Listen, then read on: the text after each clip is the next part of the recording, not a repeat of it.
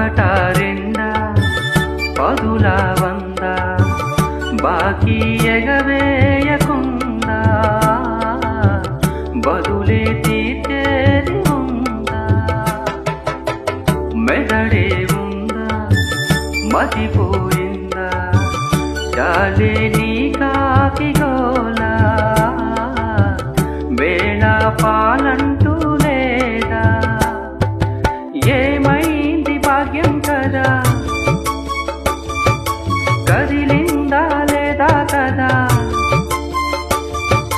వ్రతమేదో చేస్తోందట అందాకాగలట సౌఖ్యంగా బ్రతకాలి సౌఖ్యాలే పొందాలి చుక్కలు